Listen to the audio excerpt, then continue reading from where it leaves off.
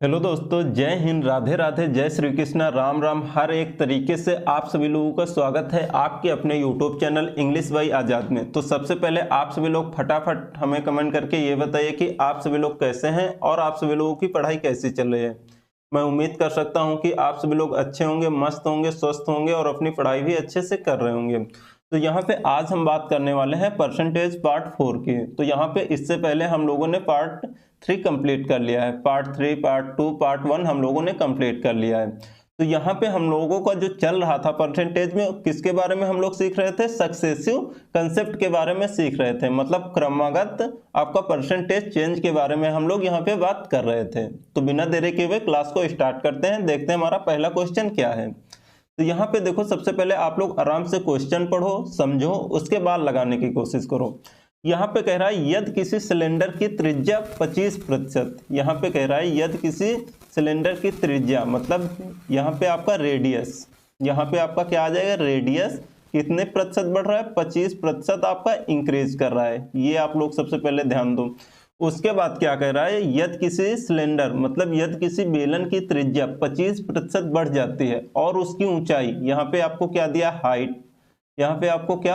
Height दे दिया है। उसके बाद हाइट 20% कमी हो जाती है, 20% की कमी हो जाती है, तो सिलेंडर के आयतन में प्रतिशत परिवर्तन का पता लगाएं। ये आपसे क्वेश्चन है। तो यहाँ पे सबसे पहले समझो क्वेश्चन हमारा कहना क्या चाह रहा है, प्रश्न हमारा क्या कहना चाह रहा है। तो यहाँ पे आपसे पूछ रहा है, यहाँ पे जो आपका बेलन दिया है, बेलन की आपको त्रिज्या दे दिया, ऊंचाई दे दिया, आपसे पूछ रहा है कि आयतन में आपका क्या परिवर्तन आएगा। तो यहाँ पे सबसे पहले आपको पता क्या होना चाहिए? यहाँ पे आपको पता होना चाहिए कि बेलन का जो आयतन होता है उसका फॉर्मूला क्या होता है। सबसे पहली बात यही आपको पता होना चाहिए। तो यहाँ पे सबसे पहले हम लिख लेते हैं आपका आयतन किसका, यहाँ पे बेलन का आयतन क्या होता है। तो यहाँ पे आपका वॉल्यूम बराबर आपका क्या आ जाएगा? यहाँ पे त्रिज्या pi r square h, pi r square h. तो यहाँ पे आर स्क्वायर को हम लोग आर इंटू आर लिख सकते हैं कि नहीं? लिख सकते हैं, बिल्कुल। उसके बाद यहाँ पे एच आपका आ जाएगा। तो यहाँ पे सबसे पहले देखो, यहाँ पे जो हमारा एच है ना, ये हमारा क्या है? ये जो हमारा पाई है ना, ये पाई, तो ये हमारा कांस्टेंट होता है, ये हमारा नियत होता है। इसकी वैल्यू कभी चेंज नहीं होती है। इसकी वैल्यू कितनी होती है? 22/7। उसके बाद यहाँ पे आर हमारा क्या है? त्रिज्या है, रेडियस है। एच हमारा क्या है? हाइट है। तो यहाँ पे हम लोगों को पाई से कोई लेना देना नहीं, पाई को हम लोग काट देंगे। यहाँ पे अब क्वेश्चन में देखो क्या कह रहा है, यदि किसी सिलेंडर की त्रिज्या, मतलब रेडियस में आपका 25% की वृद्धि होती है, मतलब आपका इंक्रीज हो रहा है, बढ़ रहा है, तो यहाँ पे क्या करेंगे? हमारा 25%, रेडियस में आपका कितना? 25% इंक्रीज हो रहा है। तो यहाँ पे आपका आर स्क्वायर दिया है, तो 2 बार हमारा इंक्रीज होगा, 25% आपका इंक्रीज हो जाएगा। उसके बाद आपका क्या हो रहा है? हाइट में, ऊंचाई में आपका 20% की कमी की जाती है, यहाँ पे आपका की जाती है, आप लोग सही कर लेना। यहाँ पे आपका 20% की कमी होती है, तो यहाँ पे आपका क्या हो जाएगा? 20% की आपकी हाइट में क्या होगी? कमी होगी। इतना समझ में आया कि नहीं? ये हमने क्या लिख दिया? ये कुछ नहीं, ये जो क्वेश्चन में बोल रहा है वही हमने यहाँ पे लिख दिया है और कुछ नहीं है। उसके बाद आगे देखते हैं। अब हम क्या करेंगे? यहाँ पे देखो आपका इंटू का चिन्ह आएगा और यहाँ पर भी आपका इंटू का आएगा। क्यों? यहाँ पे हमने आर इंटू एच किया है, इसीलिए आर का मान रख दिया 25%, आर का 25%, एच का 20%। ये कहाँ से लिखा है हमने? तो ये क्वेश्चन में ही गिवन है, दिया हुआ है। इसके आगे अब क्या करेंगे? यहाँ पे हमने आप लोगों को बताया, अगर आपका यहाँ पे क्या मल्टीपल, यहाँ पे आपका गुणा का चिन्ह आ जाता है, तो वहां पे हम कौन सा कंसेप्ट लगाएंगे? सक्सेसिव कंसेप्ट लगेगा। लेकिन अब बात यहाँ पे आ जाती है कि जब 2 संख्याएं थी तो हम लोग सक्सेसिव कंसेप्ट लगा रहे थे। अगर अब यहाँ पे 3 संख्याएं आ गई हैं, तब हम क्या करेंगे?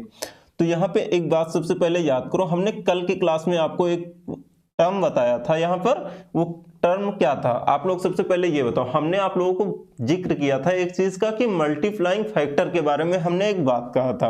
अगर आप लोगों ने नहीं देखा है पिछला लेक्चर तो देख लेना। पिछला लेक्चर देखना क्यों जरूरी है? क्योंकि जो चीजें हैं वो एक दूसरे से कनेक्ट हैं, इसीलिए। तो यहाँ पे हम लगाएंगे सक्सेसिव कंसेप्ट। पहले तो हम लगाते हैं सक्सेसिव कंसेप्ट, तब देखते हैं आगे। तो यहाँ पे अगर हम सक्सेसिव कंसेप्ट लगाएंगे तो कैसे? यहाँ पे आपकी 3 संख्याएं हैं। अब हम क्या करेंगे? पहले हम दो संख्याओं में सक्सेसिव कंसेप्ट लगा लेंगे, उसके बाद यहाँ पे जो हमारा आंसर आएगा परसेंटेज आपका चेंज आएगा, उसके बाद हम तीसरी संख्या में लगा देंगे सक्सेसिव कंसेप्ट। तो यहाँ पे देखो सबसे पहले हम क्या करेंगे, सबसे पहले हम लास्ट वाली दो संख्याएं ले लेते हैं, ये और ये, मतलब R और H ले लेते हैं। तो यहाँ पे आप लोगों को सक्सेसिव कंसेप्ट का फार्मूला पता होना चाहिए। यहाँ पे क्या होता है, x plus Y X into Y by 100 आपका परसेंटेज। तो यहाँ पे आप लोग देखो, यहाँ पे हम लोग लगा देंगे, यहाँ पे आपका x कितना आ जाएगा 25, उसके बाद यहाँ पे आपका क्या आ जाएगा प्लस 20। यहाँ पे देखो प्लस नहीं होगा, क्यों, यहाँ पे आपका माइनस होगा क्योंकि डिक्रीज हो रहा है, तो यहाँ पे माइनस आपका 20। उसके बाद प्लस माइनस का यहाँ पे गुणा क्या होता है, माइनस होता है। उसके बाद x इंटू वाई 25 इंटू 20 आपका 100। ये बताओ आप लोगों को इतना समझ में आया कि नहीं, यहाँ तक तो आप लोगों को दिक्कत नहीं होनी चाहिए। यहाँ पे हमने क्या किया है, बस फॉर्मूला पर आपका यहाँ पे वैल्यू पुट कर दिया है और कुछ नहीं किया है। उसके बाद आप इसको सॉल्व कर सकते हैं। यहाँ देखो सबसे पहले एक जीरो से हम लोग इसको काट देंगे, यहाँ पे आपका कितना हो जाएगा, यहाँ पे 25 चौको 100, 4 बार में ये कट जाएगा, 4 से हम लोग काट देंगे 20 को, तो 4 पंचे 20। ये आप लोगों को समझ में आया कि नहीं, कैसे कट गया है कैसे नहीं, इतना तो आप लोग करना जानते होंगे। तो यहाँ पे देखो उसके बाद अब हम क्या करेंगे, उसके बाद इसको और सॉल्व कर देते हैं। अगर 25 में आप 20 घटाते हैं तो आपका कितना आएगा, 5 आ जाएगा। उसके बाद आपका ये माइनस का चिन्ह, उसके बाद 5 ये वाले बच गए हैं, तो 5 यहाँ पे आ जाएगा। उसके बाद यहाँ पे क्या होगा, 5 में अगर 5 आप घटाओगे तो कितना आएगा, 0% आ जाएगा। बोलो हाँ या ना, इतना आप लोगों को समझ में आया कि नहीं। उसके बाद क्या करेंगे, हमें ये संख्या प्राप्त हुई है, इसके बाद हम ये जीरो और इसमें हम लोग लगा देंगे सक्सेसिव कंसेप्ट, इसमें आप लगाएंगे। तो यहाँ पे देखो आप क्या करेंगे, हम लोग इन दोनों में सक्सेसिव कंसेप्ट जब लगाएंगे तो यहाँ पे आप लोगों को लगा के ही हम दिखा देना है कितना आएगा हमारा लास्ट में। तो यहाँ पे आपका हो जाएगा 0 प्लस, उसके बाद आपका आ जाएगा 25, उसके बाद आपका हो जाएगा प्लस, उसके बाद 25 इंटू 0, 25 इंटू आपका 0 बाई 100, ये आपका हो जाएगा। तो यहाँ पे आप जब 25 का गुणा करोगे 0 में तो ये कितना हो जाएगा, ये आपका 0 हो जाएगा। उसके बाद यहाँ पे आपका परसेंटेज रहेगा। उसके बाद आप क्या करेंगे हम लोग, ये आपका आ जाएगा 25 और ये वाली जो वैल्यू है ये टोटल कितनी हो जाएगी, ये आपका 0 हो जाएगा, क्योंकि किसी भी संख्या में अगर हम 0 से गुणा करते हैं तो आपका कितना आ जाएगा, वहां पे आपका 0 हो जाता है। तो यहाँ पे हमारा कितना आ जाएगा 25%। तो यहाँ पे आपका पूरा यहाँ पे जो है आयतन में कितने प्रतिशत का चेंजेस आएगा, यहाँ पे 25% का यहाँ पे आपको चेंजेस आएगा। उसके बाद कहीं ना कहीं ये जो मेथड है ये आपका थोड़ा मेथड लंबा है, तो यहाँ पे आप लोगों को ऐसे नहीं करना है। ये तो हमने आप लोगों को बता दिया है कि सक्सेसिव कंसेप्ट हम लोग लगा के इसको सॉल्व कर सकते हैं, लेकिन इस प्रकार हम लोग नहीं करेंगे, हम लोग दूसरे प्रकार से करेंगे इसको। आप चाहे तो रेशियो मेथड से भी इसको लगा सकते हैं। रेशियो मेथड से हम लोग कैसे लगाएंगे वो भी हम आप लोगों को अभी बता रहे हैं किस प्रकार से हम लोग लगाएंगे। यहाँ पे एक बार और देखते हैं और किस तरीके से हम लोग इसको सॉल्व कर सकते हैं। तो यहाँ पे देखो सबसे पहले हमने आप लोगों को बताया था मल्टीप्लाइंग फैक्टर के बारे में हम लोगों ने बात किया था। मल्टीप्लाइंग फैक्टर आपका होता क्या है, यहाँ पे आप लोग अच्छे से ध्यान देना। मल्टीप्लाइंग फैक्टर के बारे में हम लोग यहाँ पे एक बार देख लेते हैं क्या होता है। मल्टीप्लाइंग फैक्टर आपका क्या होता है, कुछ नहीं होता है, आपका न्यू अपॉन ओल्ड होता है, मतलब नया जो नया वैल्यू आपका आएगा वो और नीचे पुराना वाला वैल्यू, यही हमारा होता है मल्टीप्लाइंग फैक्टर।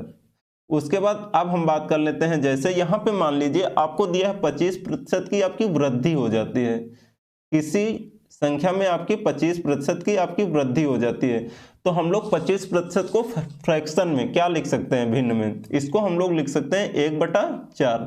बोलो हाँ या ना, इतना कर सकते हैं कि नहीं। तो यहाँ पे जो हमारी नई वैल्यू होगी वो क्या हो जाएगी, यहाँ पे आपको इंक्रीज हो रहा है तो नई वैल्यू हमारी क्या हो जाएगी, यहाँ पे हमारा हो जाएगा 4 में 1 हम ऐड कर देंगे। जब इंक्रीज होता है तो हम 4 में 1 ऐड कर देंगे, और ये जो हमारी चमचमाती हुई दिखा रही है नीचे वाली वैल्यू आपकी 4, ये क्या होती है, ये हमारी ओल्ड वैल्यू होती है, पुरानी वाली आपकी वैल्यू होती है। ये आप लोगों को पता होना चाहिए। उसके बाद क्या करेंगे, यहाँ पे हम लगा देंगे मल्टीप्लाइंग फैक्टर। तो यहाँ पे आपका क्या है, नया आपका कितना हो जाएगा, 4 में 1 ऐड कर देंगे हम, तो यहाँ पे हमारा आ जाएगा 5 और नीचे आपका 4, ये हमारा हो जाएगा। और आप लोग बताओ कमेंट करके इसका क्या होगा। तो यहाँ पे जैसे हमने आप लोगों को दिया 33 सही 1/3% को आपको क्या हो रहा है, यहाँ पे आपको डिक्रीज हो रही है। तो आप लोग बताओ हमारा मल्टीप्लाइंग फैक्टर क्या होगा। तो यहाँ पे सबसे पहले आप लोग बताओ 33 सही 1/3 को हम लोग फ्रैक्शन में क्या लिख सकते हैं, भिन्न में हम लोग क्या लिख सकते हैं, इसको भिन्न में हम लोग लिखेंगे इसको 1/3 लिख सकते हैं कि नहीं। इतने में तो आप लोगों को कोई दिक्कत नहीं होनी चाहिए, ये कहाँ से आया 1/3 कहाँ से नहीं आया, तो ये आप लोगों को वैल्यू याद होनी चाहिए। कहाँ तक हमने टोटल 29 वैल्यू आपको याद कराया, तो वो आपको याद होनी चाहिए। तो यहाँ पे आपका कितना हो जाएगा 1/3। अब यहाँ पे क्या कह रहा है, तो यहाँ पे देखो हमारा जो नया वैल्यू होगा, नया वैल्यू और आपका पुराना वैल्यू क्या हो जाएगा, पुराना वाला वैल्यू आपका यहाँ पे आपका क्या हो जाएगा ये बताओ सबसे पहले। उसके बाद नया वाला वैल्यू हमारा कितना है 3। यहाँ पे आपका जो हमारा नीचे वाली वैल्यू होती है ये हमारी पुरानी वाली वैल्यू होती है, तो यहाँ पे हमारा कितना हो जाएगा 3। यहाँ पे अब देखना है कि हमारा इंक्रीज हो रहा है कि डिक्रीज हो रहा है, मतलब वृद्धि हो रही है कि कमी हो रही है। तो यहाँ बोला है 33 सही 1/3% की कमी हो रही है। तो हम क्या करेंगे, एक को हम घटा देते हैं, इसको घटा देंगे, 3 में हम एक को घटाएंगे कितना आएगा 2 आ जाएगा। तो यहाँ पर आपको ये समझ में आया कि नहीं, ये तो आप लोग कर लोगे। उसके बाद अगर पूछे इसका मल्टीप्लाइंग फैक्टर क्या होगा, तो आप लोग बता सकते हो नया वाला कितना है हमारा 2 और पुराना वाला कितना है 3, ये हमारा आंसर हो जाएगा। तो यहाँ पर आप लोग ये कर सकते हो कि नहीं, सबसे पहले आप लोग कमेंट करके ये बताओ कि हाँ ये समझ में आया कि नहीं। उसके बाद फिर बढ़ते हैं क्वेश्चन पे। तो यहाँ पे देखो हमने आप लोगों को ये जो क्वेश्चन बताया, अब इसको हम लोग करेंगे मल्टीप्लाइंग फैक्टर के माध्यम से हम लोग इसको करेंगे। तो यहाँ पे देखो जैसे हमने आपको दिया है वॉल्यूम, हमारा बेलन का आयतन क्या होता है फार्मूला, तो यहाँ पे आपका वॉल्यूम आ जाएगा, आयतन बराबर यहाँ पे हमारा होता है पाई, उसके बाद यहाँ पे आ जाएगा r² इंटू एच, r/r/h। ये आप लोगों को समझ में आया कि नहीं। उसके बाद हमारा क्वेश्चन में क्या बोल रहा था कि यहाँ पे आपको त्रिज्या में, यदि सिलेंडर की त्रिज्या में 25% की वृद्धि होती है, तो यहाँ पे हमारा पाई से कोई लेना देना नहीं है। क्यों, ये आपका होता है कांस्टेंट, इसमें आपका कोई बदलाव नहीं आएगा, ये आपका नियत होता है, तो हम लोग इसको छोड़ देंगे, इससे हमारा कोई लेना देना नहीं। अब हम क्या करेंगे, r का मान रख देंगे। r का मान आपका कितना होता है, सबसे पहले ये बताओ। r का मान यहाँ पे क्वेश्चन में क्या दिया, 25% की वृद्धि हो रही है त्रिज्या में, तो 25% को आप लोग लिख सकते हो कि नहीं, 25% को आप 1/4 लिख सकते हो कि नहीं, बोलो हाँ या ना। अगर आपसे पूछ ले कि यहाँ पे जो हमारा है इसका मल्टीप्लाइंग फैक्टर क्या होगा, तो ये बताओ सबसे पहले। तो मल्टीप्लाइंग फैक्टर हमारा क्या होता है, नया अपान पुराना होता है कि नहीं, ये बताओ सबसे पहले। तो नया वैल्यू हमारा यहाँ पे क्या हो जाएगा, नया वैल्यू हमारा हो जाएगा 4 में 1 हम ऐड कर देंगे। क्यों ऐड करेंगे, क्योंकि यहाँ पे इंक्रीज हो रहा है, 25% की वृद्धि हो रही है, तो हो जाएगा नया वैल्यू 5 और पुराना वाला 4, तो ये हो जाएगा हमारा। तो यहाँ पे हम लोग लिख सकते हैं कि नहीं, त्रिज्या की जगह पे 5/4 गुणे 5/4 लिख सकते हैं। उसके बाद क्या करेंगे, एज हाइट, ऊंचाई में क्या बोल रहा था कि 20% का आपका कमी हो रहा है, 20% का आपका कमी हो रहा है, तो इसको हम लोग लिख सकते हैं कि नहीं 1/5, बोलो हाँ या ना। उसके बाद क्या करेंगे, इसको मल्टीप्लाइंग फैक्टर में हम लोग चेंज कर देंगे। मल्टीप्लाइंग फैक्टर में हमारा क्या होगा, यहाँ पे नीचे तो आपका 5 ही आएगा, क्योंकि नीचे तो हमारी पुरानी ही वैल्यू आती है। उसके बाद क्या कर रहा है, इंक्रीज कर रहा है कि डिक्रीज कर रहा है, वृद्धि हो रही है कि कमी हो रही है, कमी हो रही है, तो हमारा यहाँ पे 5 में हम 1 घटा देंगे, कितना आ जाएगा 4, तो यहाँ पे हमारा कितना आ जाएगा 4/5, ये हमारा हो जाएगा 4/5।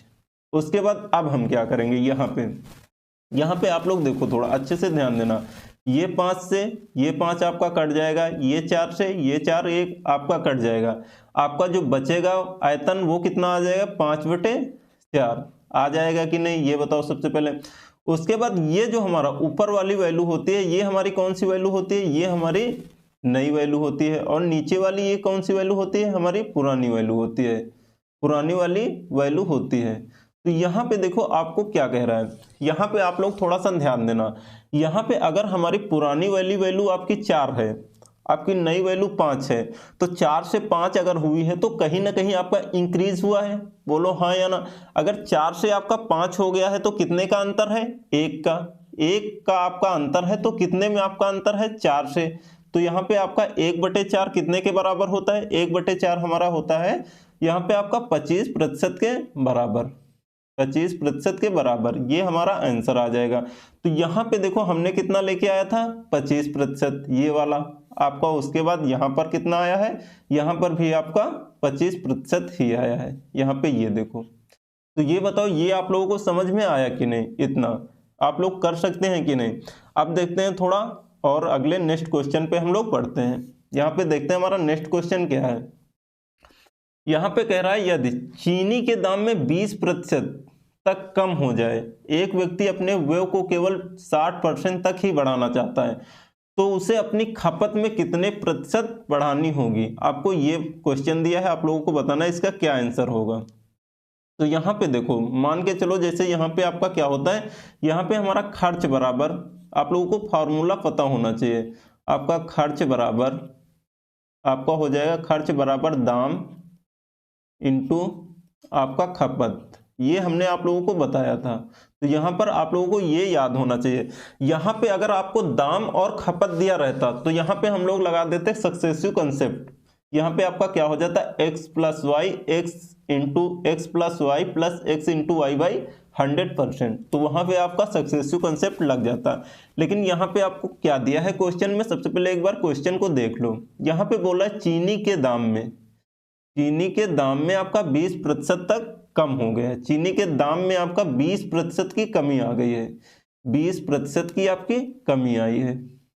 उसके बाद एक व्यक्ति अपने व्यय अब मतलब खर्च को 60% तक बढ़ाना चाहता है, 60% को तक आपको क्या करना चाहता है? बढ़ाना चाहता है। तो यहाँ पर आपसे पूछ रहा उसकी अपनी खपत में कितने प्रतिशत बढ़ाना पड़ेगा, ये आपको बोल रहा है। तो यहाँ पे आपको निकालना क्या है? खपत निकालना है, ये आप लोग याद रखना।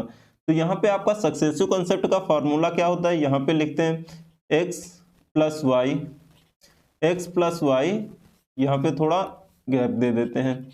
यहाँ पे आपका एक्सपेंडिचर, आपका व्यय, एक्सपेंडिचर आपका क्या होगा? x plus Y, X plus Y plus X into Y by आपका 100 हो जाएगा। ये आप लोगों को समझ में आया कि नहीं? इतना सबसे पहले ये बताओ। तो यहाँ पे देखो, सबसे पहले हमारा एक्सपेंडिचर कितना दिया है? एक्सपेंडिचर आपको दिया है 60, यहाँ पे हम लोग वैल्यू को पुट कर देंगे। उसके बाद x कितना दिया है हमारा? 20%। तो 20% यहाँ पर आपका माइनस में होगा कि प्लस में होगा? सबसे पहले ये बताओ। तो यहाँ पे हमारा माइनस में होगा। माइनस में हमारा क्यों होगा? क्योंकि यहाँ पे आपका क्या हो रहा है? यहाँ पे हमारा डिक्रीज हो रहा है, यहाँ पे आपका घट रही है। तो यहाँ पे 20% की कमी हो रही है। तो यहाँ पे क्या होगा? हमारा माइनस का लेंगे 20, माइनस का आपका 20 आ जाएगा। उसके बाद यहाँ पे हम क्या करेंगे? प्लस, प्लस वाई की जगह पे आपका वाई की वैल्यू नहीं दिया है तो हम लोग वाई ही रख देंगे इसी प्रकार से।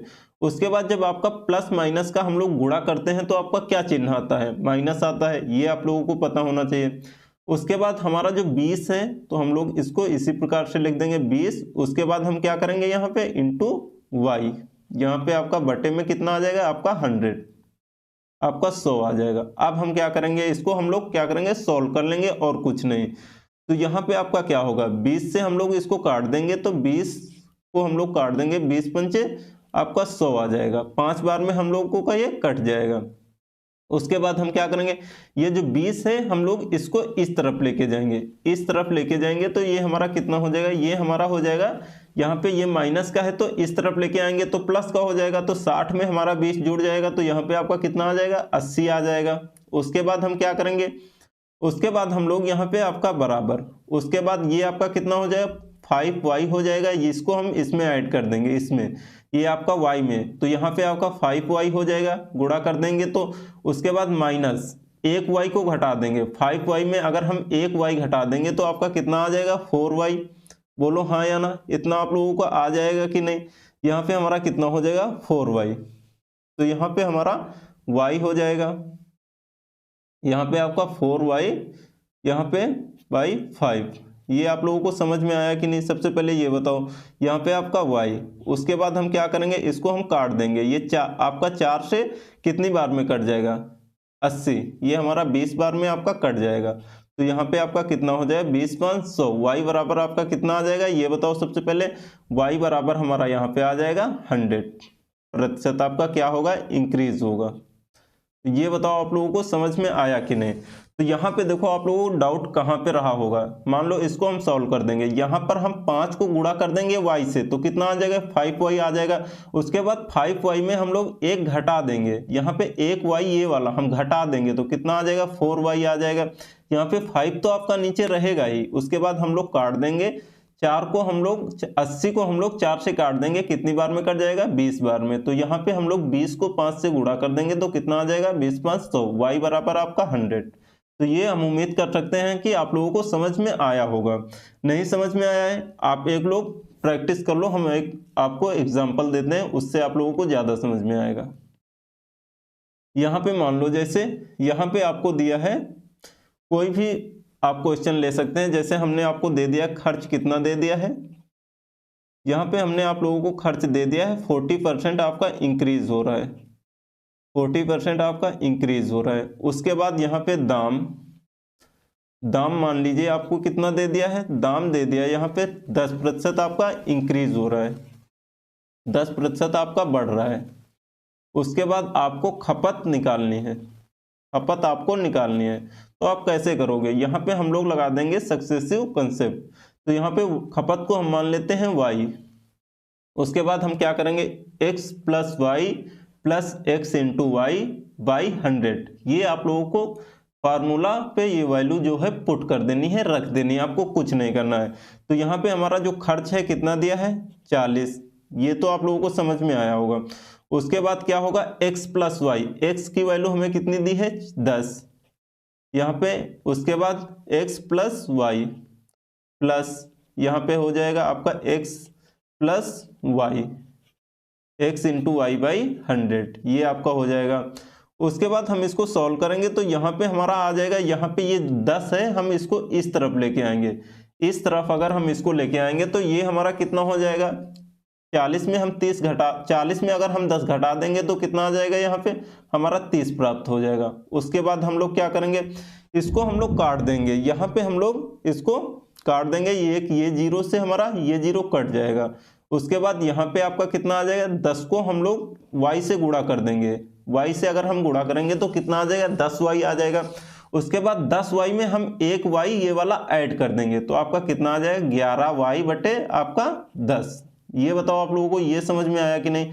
उसके बाद क्या करेंगे, इस वाली संख्या का हम लोग इसमें गुणा कर देंगे तो यहाँ पे आपका कितना हो जाएगा, यहाँ पे आपका हो जाएगा 300, यहाँ पर आपका हो जाएगा y बराबर, y इस तरफ ले आओ, इसको हम गुणा कर देंगे तो ये हमारा 300/11 प्रतिशत आपका ये आ जाएगा। ये बताओ आप लोगों को ये वाला समझ में आया कि नहीं। एग्जाम्पल हम आपको प्रैक्टिस के लिए क्वेश्चन अलग से देंगे तो वहां से आप लोग प्रैक्टिस करना, अगर जो ना क्वेश्चन बने तो वो आप लोग कमेंट बॉक्स में कमेंट करना, हम आप लोगों को बता देंगे। अब देखते हैं थोड़ा यहाँ पे एक और कंसेप्ट हम लोग थोड़ा सीखते हैं। यहाँ पे नेक्स्ट कंसेप्ट, यहाँ पे थोड़ा अगर हम CISI की बात कर लें, थोड़ा सा यहाँ पे हम CISI की बात करने जा रहे हैं। क्यों करने जा रहे हैं वो अभी आप लोगों को समझ में आ जाएगा। CISI क्या होता है, SI का मतलब होता है साधारण ब्याज, आपका सिंपल इंटरेस्ट। यहाँ पे हमने आप लोगों को ये क्यों बता रहे हैं, यहाँ पे आप लोग थोड़ा सा ध्यान देना, सिर्फ थोड़ा सा, ज़्यादा नहीं।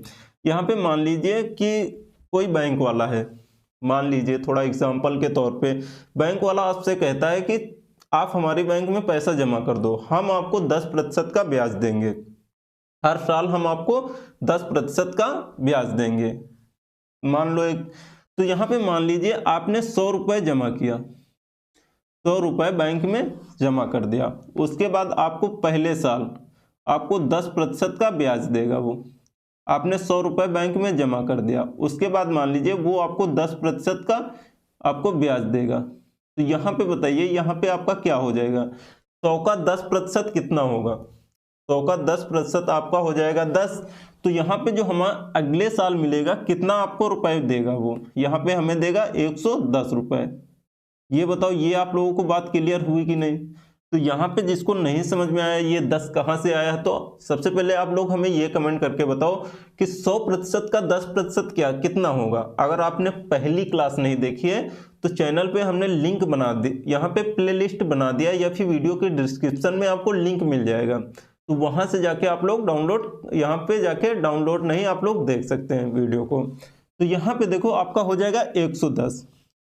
उसके बाद आपको जो दूसरे नहीं, यहाँ पे आपको तीसरे साल जो मिलेगा, यहाँ पे 10% फिर मिलेगा ब्याज, 10% फिर देगा।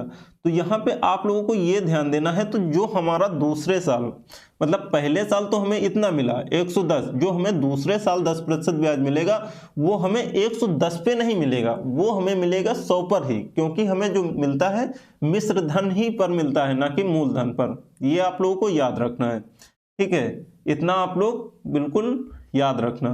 तो यहाँ पे आपका क्या हो जाएगा, यहाँ पे ये हमें 100 पर ही मिलेगा, ना कि 110 पर। तो यहाँ पे आपका कितना हो जाएगा, यहाँ पे फी हमें 110 मिलेगा, तो यहाँ पे आपका कितना हो जाएगा 120, ये आपका 120 हो जाएगा। क्यों, 10 ये और 10 ये आपका कितना हो जाएगा 120। उसके बाद हम इस पे हमारा तीसरे साल फिर आपका कितना मिल जाएगा, यहाँ पे हमें ब्याज सहित, यहाँ पे आपका हो जाएगा 130, 100 का 10% फिर से मिल जाएगा। तो ये बताओ आप लोगों को ये समझ में आया कि नहीं। उसके बाद हम बात कर लेते हैं, अगर सीआई की बात किया है, यहाँ पे एसआई की बात किया है, तो सीआई की भी बात कर लेते हैं, मतलब चक्रवृद्धि ब्याज की हम बात कर लेते हैं। यहाँ पे मान लीजिए आपने बैंक में 100 रुपये आपने जमा किया, मान लीजिए आपने, तो यहाँ पे आपको पहले वर्ष आपको कितना ब्याज मिलेगा, तो पहले वर्ष हमें 10% मिलेगा। तो यहाँ पे आपका कितना हो जाएगा 110, क्यों, क्योंकि 10 का यहाँ पे 100 का आपका 10% कितना होता है 10%, तो यहाँ पे आपका कितना हो जाए 110। उसके बाद दूसरे वर्ष जो हमें मिलेगा ना, यहाँ पे 110, यहाँ पे हमें क्या मिलेगा, यहाँ पे इसी का मिलेगा, इस पर मतलब ब्याज से ब्याज पर हमें मिलेगा। तो यहाँ पे आपका 10% कितना हो जाएगा, यहाँ पे हमारा हो जाएगा 110 का 10%, यहाँ पे आपका हो जाएगा, यहाँ पे 121, यहाँ पे हमें 21 रुपए मिलेंगे, तो यहाँ पे आपका कितना हो जाएगा 121। उसके बाद आगे देखो, तो यहाँ पे जो हमें तीसरे साल मिलेगा ब्याज वो किस पे मिलेगा, यहाँ पे जो हमें तीसरे साल ब्याज मिलेगा वो हमें 121 पे मिलेगा। 121 पे मिलेगा तो हमारा कितना ब्याज बनेगा, यहाँ पे आपका हो जाएगा, आप लोग कमेंट करके बताओ, यहाँ पे हमारा हो जाएगा यहाँ पे 21 का आपका आ जाएगा, यहाँ पे 133.1%, ये हमारा हो जाएगा। तीसरे साल हमें कितना मिलेगा, इतना ब्याज मिलेगा। तो यहाँ पर हम आप लोगों को ये बताना चाह रहे हैं यहाँ पे CISI से कि हमारा सक्सेसिव कंसेप्ट जो है वो कहाँ पे लगेगा, वो हमारा लगेगा चक्रवृद्धि ब्याज पे, ना कि आपका साधारण ब्याज पे। तो हमारा सक्सेसिव कंसेप्ट आपका यहाँ पे नहीं लगेगा, और हमारा लगेगा कहाँ पे, यहाँ पे सक्सेसिव कंसेप्ट आपका लग जाएगा चक्रवृद्धि ब्याज पे।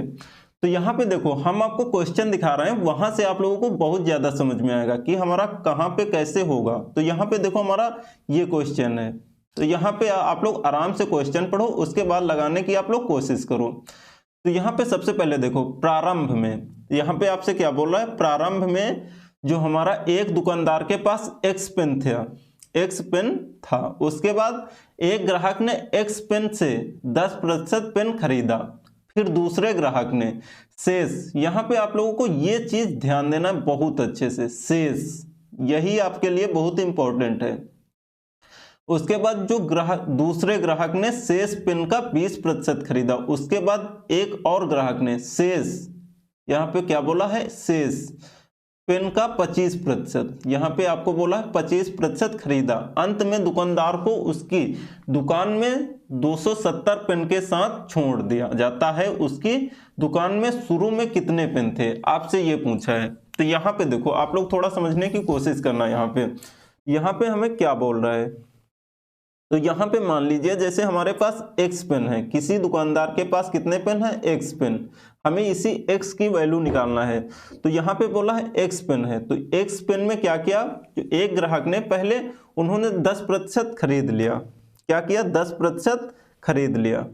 तो यहाँ पे उन्होंने मान लीजिए आपके पास 100 रुपए हैं, उन्होंने आपसे 10% खरीद लिया, तो आपके पास कितने बचेंगे 90%। बोलो हाँ या ना, इतना समझ में आया कि नहीं। उसके बाद यहाँ पे क्या हो जाएगा, यहाँ पे मान के चलो जो भी आपके पास बच जा रहा है, यहाँ पे कितना खरीद लिया 10% आपसे खरीद लिया।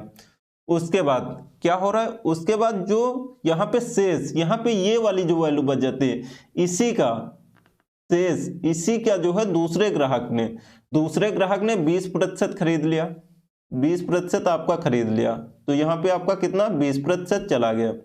उसके बाद फिर जो तीसरा ग्राहक था शेष पेन का, ये वाली जो आपकी वैल्यू आई खरीदने के बाद आपके पास जितने भी पेन बचे होंगे इसमें से उसका 25% खरीद लिया। कितना खरीद लिया? 25%। 25% खरीद लिया। उसके बाद यहाँ पे आपको कितने पेन बच जा रहे हैं वो नहीं पता है, तो यहाँ पे हमें कितने पेन लास्ट में आपके बच जा रहे हैं? 270। 270 आपके ये पेन बच जा रहे हैं। तो यहाँ पे हम लोग क्या करेंगे, ऐसे क्वेश्चन को हम लोग किस प्रकार से सॉल्व करेंगे, तो यहाँ पे आप लोगों को थोड़ा ध्यान देना है अच्छे से। उसके बाद आपको क्या करना है, यहाँ पे सबसे पहले हम लोग क्या करेंगे ये बताओ, 10% को हम लोग फ्रैक्शन में कितना लिख सकते हैं? 10% को हम लोग x इंटू 10% को हम लोग लिख सकते हैं यहाँ पे 1/10, 1/10 लिख सकते हैं। उसके बाद बताओ हम लोग 1/10 को हम मल्टीप्लाइंग फैक्टर में इसको क्या लिख सकते हैं? मल्टीप्लाइंग फैक्टर क्या होता है? यहाँ पे आपका नया अपान पुराना, जैसे यहाँ पे आपका 10% दिया है, 10% को हम लोग लिख सकते हैं 1/9, मतलब 1/10 यहाँ पे आपका आ जाएगा। तो हम लोग इसको क्या करेंगे, यहाँ पे आपका मल्टीप्लाइंग फैक्टर लिख देंगे। तो यहाँ पे हमारा नया वैल्यू क्या हो जाएगा? 9/10। उसके बाद यहाँ पे 20, 1/5 हम लोग 5 लिख सकते हैं, तो यहाँ पे आपका कितना आ जाएगा? 4/5 मल्टीप्लाइंग फैक्टर। उसके बाद यहाँ पे आपका 25%, 25% मतलब 1/4 मल्टीप्लाइंग फैक्टर में 5 आपका कितना आ जाएगा? यहाँ पे आपका हो जाएगा 5। यहाँ पे हम लोग क्या करेंगे, यहाँ पे 25% को हम लोग क्या लिख सकते हैं? 25% को हम लोग लिख सकते हैं यहाँ पे 1/4, तो यहाँ पे आपका आ जाएगा 3/4 हो जाएगा, 3/4, 3/4 हो जाएगा, 3/4। उसके बाद आपको कितना बच जा रहा है? 270। अब हम क्या करेंगे, इसी को सॉल्व कर देंगे, तो इसको सॉल्व कर लेते हैं। तो यहाँ पे आपका कितना आ जाएगा? यहाँ पे आपका हो जाएगा 3 9 त्रुक 27, तो यहाँ पे आपका कितने बार में कट जाएगा? 27, ये आपका 10 बार में कट जाएगा। उसके बाद हम लोग क्या करेंगे, 4 को 4 से हम लोग काट देंगे, तो यहाँ पे आपका कितना आ जाएगा? 10 5 50, 50 तो हम आपका यहाँ पे कितना हो जाएगा? 500, तो x बराबर हमारा कितना आ जाएगा? 500 आपका आंसर हो जाएगा। ये बताओ आप लोगों को ये समझ में आया कि नहीं, किस प्रकार से आपका ये क्वेश्चन हुआ है कि नहीं। और देखो नेक्स्ट क्वेश्चन देखो, उससे आप लोगों को ज्यादा समझ में आ जाएगा। यहाँ पे हमारा अगला क्वेश्चन बोल रहा है राहुल अपनी मासिक आय का 50%, मान के चलो राहुल की कुछ भी मासिक आय होगी, वो कितना कमा रहा है इससे नहीं पता, तो यहाँ पे मान लेते हैं हम x रुपए वो कमा रहा है। तो उसके बाद आपका क्या होगा, वो अपनी मासिक आय का 50%, इसका कितना? 50% वो खर्च करता है, 50% खर्च कर देता है। उसके बाद यहाँ पे 50% घरेलू वस्तुओं पे खर्च करता है, और शेष, यही आप लोगों को ध्यान देना है, जहां पे आपका शेष लगा है, शेष यहाँ पे जो बच जाता है, खर्च करने के बाद जो रुपए बच जाते हैं उस पे कितना खर्च करता है, शेष। यहाँ पे आप लोग देखना, बोल रहा है 50% परिवहन पर, 25% मनोरंजन पर और 10% खेल पर खर्च कर देता है। तो यहाँ पे देखो, यहाँ पे क्या शेष का इस्तेमाल किया है? शेष का इस्तेमाल नहीं किया है, तो हम लोग ये जो जितना खर्च कर रहा है इसको हम लोग जोड़ देंगे, तो ये कितना हो जाए? 50 और 25, 50 और 25 आपका कितना हो जाएगा? आपका हो जाएगा 75। उसके बाद 10 85, तो मतलब 85%, शेष का 85% वो खर्च करता है। उसके बाद उसके पास कितने रुपए बच जाते हैं? शेष 900 रुपए उसके पास बच जाते हैं, तो यही हमें निकालना है। तो 50%, तो यहाँ पे आपका आ जाएगा x इंटू 50% को यहाँ पे मल्टीप्लाइंग फैक्टर में हम लोग क्या लिख सकते हैं? 1/2 होता है यहाँ पे आपका, तो यहाँ पे 1/2, 2 में हम 1 घटा देंगे तो कितना आ जाएगा? यहाँ पर 1/2 आपका आ जाएगा। उसके बाद क्या करेंगे, यहाँ पे 85% को हम लोग क्या लिख सकते हैं? मल्टीप्लाइंग फैक्टर में। तो सबसे पहले हम लोग लिख सकते हैं 85% को हम लोग फ्रैक्शन में चेंज कर देंगे, तो यहाँ पे आपका कितना आ जाएगा? 85/100। ये तो आप लोग कर लोगे। इसको हम काट देंगे 17 से, यहाँ पे आपका 5 से कट जाएगा 17 बार में यहाँ पे। उसके बाद यहाँ पे आपका कितना आ जाएगा? यहाँ पे हमारा हो जाएगा, उसके बाद यहाँ पे हमारा आ जाएगा 20, 20 पंचे 100, 17 5 85। तो यहाँ पे अब देखो हम क्या करेंगे, यहाँ पे आपका ये आ गया फ्रैक्शन में। अब हम क्या करेंगे, मल्टीप्लाइंग फैक्टर लिख लेंगे। मल्टीप्लाइंग फैक्टर में हमारा क्या होता है, यहाँ पे डिक्रीज हो रहा है, क्यों? यहाँ पे खर्च हो रहा है, तो यहाँ पे हम लोग डिक्रीज कर देंगे, तो यहाँ पे हमारी नई वैल्यू कितनी आ जाएगी, 20 में हम 17 घटा देंगे तो कितना आ जाएगा 3 बटे आपका 20। उसके बाद हमें कितना बच जा रहा है, ये सब कुछ खर्चा करने के बाद 900 रुपये। अब हम क्या करेंगे, इसको सॉल्व कर लेंगे और कुछ नहीं। तो यहाँ 3 से ये कितनी बार में कट जाएगा, 3 से हम लोग काट देंगे, ये हमारा 300 बार में कट जाएगा। उसके बाद 20 दूना 40, ये आपका 40 को हम लोग अगर 300 से गुणा कर देते हैं तो हमारा कितना आ जाएगा, तो x बराबर हमारा आ जाएगा यहाँ पर आपका 12,000, यहाँ पे आपका 12,000 ये आ जाएगा। तो हमारा क्या आंसर हो जाएगा, ये हमारा आंसर हो जाएगा। तो ये बताओ आप लोगों को ये समझ में आया कि नहीं। और देखो नेक्स्ट क्वेश्चन, यहाँ पे आप बोल रहा है एक कस्बे की वर्तमान जनसंख्या इतनी है, मतलब आपकी कितनी है एक कस्बे की वर्तमान जनसंख्या 10,000, यहाँ पे आपको दे दिया 10,000। उसके बाद आपसे बोल रहा है कि यहाँ पे जो हमारा है एक कस्बे की इतनी है, उसके बाद आपसे बोल रहा है कि यहाँ पे यदि जनसंख्या प्रति वर्ष मतलब एक साल में 10% बढ़ती है तो 300 वर्ष के बाद आपकी जनसंख्या कितनी हो जाएगी, मतलब यहाँ पे आपकी बढ़ रही है। तो सबसे पहले आप बताओ 10% को हम लोग क्या लिख सकते हैं फ्रैक्शन में, 1/10, बोलो हाँ या ना। उसके बाद यहाँ पे आपकी वृद्धि हो रही है, बढ़ रही है, तो हम इसको लिख सकते हैं 11/10, बोलो हाँ या ना, लिख सकते हैं। तो यहाँ पर हमारा एक साल में 11/10 बढ़ रही है, उसके बाद कितने साल तक बढ़ेगी ये आपके 3 साल तक। तो आपको ये क्वेश्चन में दिया हुआ है प्रश्न में 3 साल तक बढ़ती है तो जनसंख्या कितनी होगी ये आप लोगों को बताना है। तो यहाँ पे देखो ये हम लोग काट देंगे कि नहीं, 3 जीरो से ये आपके 3 जीरो कट जाएंगे कि नहीं। उसके बाद 11 का गुणा 11 में करेंगे, उसके बाद फिर हम लोग 11 में गुणा कर देंगे, तो यहाँ पे कितना आपका आ जाएगा, यहाँ पे हमें प्राप्त होगा यहाँ पे आपका 33, यहाँ पे 10 इंटू 13 31। क्यों, क्योंकि ये हमारा 11 का क्यूब है, तो यहाँ पे आपका सही आंसर क्या हो जाएगा 13 31 10, ये हमारा सही आंसर हो जाएगा। तो 3 वर्ष के बाद जनसंख्या कितनी होगी 1000, यहाँ पे आपका 13,310 आपकी हो जाएगी।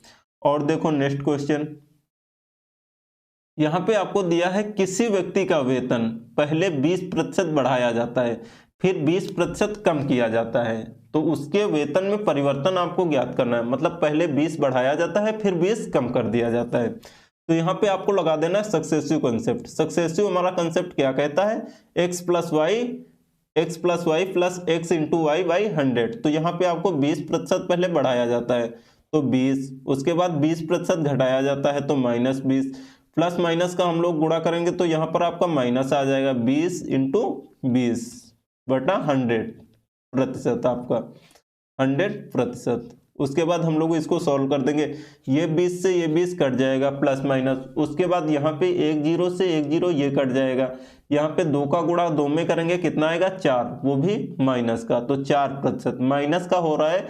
तो यहाँ पे हमारा इंक्रीज होगा कि डिक्रीज होगा, यहाँ पे हमारा डिक्रीज होगा, कमी होगा, ये आप लोगों को याद रखना है। तो answer A number. Next question, यहां पे कह रहा है यदि आयत की क्षेत्र की प्रत्येक भुजा 4% कम हो जाती है तो मैदान का क्षेत्रफल कितने प्रतिशत कम हो जाएगा, ये आपसे पूछ रहा है। तो यहाँ पे कह रहा है एक आयत क्षेत्र की प्रत्येक भुजा, मतलब आयत का क्षेत्रफल कितना होता है, तो यहाँ पे एरिया बराबर आपका लंबाई गुणे आपका चौड़ाई हो जाएगा, लेंथ इंटू बेस, ये आपका हो जाएगा।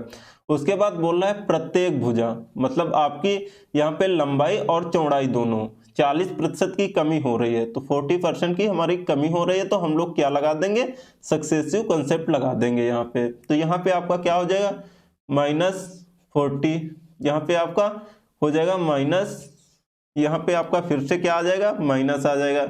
ये आप लोगों को समझ में आया कि नहीं, सबसे पहले आप लोग कमेंट बॉक्स में कमेंट करो। ये हमारा 40 हो जाएगा, उसके बाद माइनस माइनस का हम लोग गुणा करेंगे तो हमारा क्या हो जाता है प्लस हो जाता है। उसके बाद 40 इंटू 40/100, ये हमारा हो जाएगा। तो यहाँ पे आपका क्या आ जाएगा, हम लोग इसको सॉल्व कर लेंगे, तो ये हमारा 40 माइनस 40, ये आपका कितना हो जाएगा -80 आ जाएगा। माइनस माइनस प्लस होता है कि नहीं, बिल्कुल होता है, तो यहाँ पे आपका कितना आ जाएगा 80 आ जाएगा। उसके बाद यहाँ पे प्लस, ये 2 जीरो से ये 2 जीरो हम लोग काट देंगे, यहाँ पे आपका कट जाएगा, यहाँ पे कितना आ जाएगा 4 चौक 16, ये आपका कितना हो जाएगा 16। तो यहाँ पे हम क्या करेंगे, प्लस माइनस आपका क्या होता है, माइनस होता है। तो हम लोग 80 में 16 को घटा देंगे, 80 में क्या करेंगे, 16 को घटा देंगे। तो यहाँ पे आपका कितना आ जाएगा, माइनस का 64%। तो यहाँ पे देखिए आपका 64 है किसी ऑप्शन में, ऑप्शन नंबर बी बिल्कुल राइट हो जाएगा हमारा। तो ये बताओ आप लोगों को यहाँ तक समझ में आया कि नहीं। सबसे पहले आप लोग कमेंट बॉक्स में कमेंट करो कि हाँ इतना हमारे समझ में आया है कि नहीं। उसके बाद और देखते हैं हमारा नेक्स्ट क्वेश्चन क्या है। यहाँ पे है, एक वस्तु की कीमत 25% कम हो जाती है लेकिन वस्तु की दैनिक बिक्री 30% बढ़ जाती है। तो दैनिक बिक्री प्राप्त, यहाँ क्या बोल रहा है, दैनिक बिक्री प्राप्तियां पर शुद्ध प्रभाव क्या है, ये आप लोगों को बताना है। यहाँ पे ये आपका क्वेश्चन है। तो यहाँ पे देखो हमारा आपसे बोल रहा है, ये वही क्वेश्चन है कि हमारा खर्च बराबर, यहाँ पे आपका आपसे बोल रहा है खर्च बराबर आपका क्या हो जाएगा, दाम, उसके बाद यहाँ पे आपका आ जाएगा खपत। ये वही आपका क्वेश्चन है। तो यहाँ पे बोल रहा है 25% की कमी हो जाती है, किसमें, आपकी कीमत में, आपकी दाम में कितनी, 25% की कमी हो जाती है, 25% की आपकी कमी हो जाती है। उसके बाद हमारा जो है खपत, खपत में 30% की आपकी वृद्धि हो जाती है। मान लीजिए आपके पास कोई सामान पड़ा हुआ है, वो नहीं बिक रहा है, तो अगर आप यहाँ कहीं ना कहीं उसके रेट में आप अगर प्राइस में आप कम ज़्यादा करते हैं तो उसकी खपत में कम ज़्यादा तो होगा ही ना। मान लीजिए जैसे आपने, कोई है किसी भी आपके दुकान में, मान लीजिए आपके 50 रुपए किलो कुछ भी है, तो आप अगर उसको 30 रुपए किलो कर देते हैं तो आपकी खपत जो होगी वो ज़्यादा होगी, लोग ज़्यादा खरीदने लगेंगे।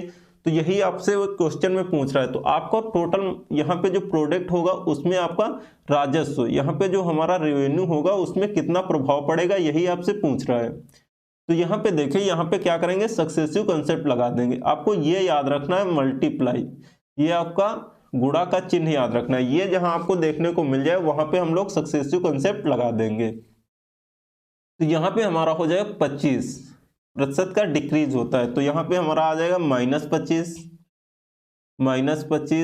प्लस 30 प्लस माइनस, यहाँ पे क्या हो जाता है माइनस, उसके बाद प्लस माइनस माइनस, तो यहाँ पे 25 इंटू आपका 30 बटे 100%। उसके बाद हम लोग इसको सॉल्व कर देंगे। इसको सॉल्व किस प्रकार से करेंगे, तो यहाँ पे देखो, यहाँ पे हम एक जीरो से एक जीरो काट देंगे, इतना तो हम लोग कर देंगे। उसके बाद क्या करेंगे, यहाँ पे आपका क्या हो आ जाएगा। उसके बाद आप लोग इसको देखो, 25 में हम लोग अगर 30 क्या हो जाएगा, यहाँ पे आपका घट जाएगा, प्लस माइनस माइनस होता है, तो यहाँ पे प्लस के आपके क्या आ जाएंगे 5, ये आपका हो जाएगा। उसके बाद हम क्या करेंगे, 25 या 75, तो मतलब यहाँ पे आपका कितना आ जाएगा -7.5, ये आपका आ जाएगा, ये आपका प्रतिशत। इसको हम लोग सॉल्व कर देंगे। उसके बाद तो यहाँ पे आपका कितना आ जाएगा, प्लस माइनस माइनस होता है, तो -2.5 प्रतिशत का क्या होगा, डिक्रीज होगा यहाँ पे, ना कि इंक्रीज होगा। तो यहाँ पे आंसर आपका हो जाएगा बी नंबर। तो ये बताओ आप लोगों को ये समझ में आया कि नहीं। मैं उम्मीद कर सकता हूं कि आप सभी लोगों को समझ में आया होगा। अगर जिसे समझ में नहीं आया तो एक बार कमेंट बॉक्स में कमेंट जरूर कर देना कि ये क्वेश्चन हमारी समझ में नहीं आया, तो हम आप लोगों को बता देंगे नेक्स्ट वीडियो में। तो अगर आप लोगों को वीडियो अच्छा लगा है तो एक लाइक जरूर कर देना और अपने दोस्तों के साथ में शेयर जरूर कर देना। तो मिलते हैं नेक्स्ट वीडियो में, तब तक के लिए thank you so much, bye bye, take care.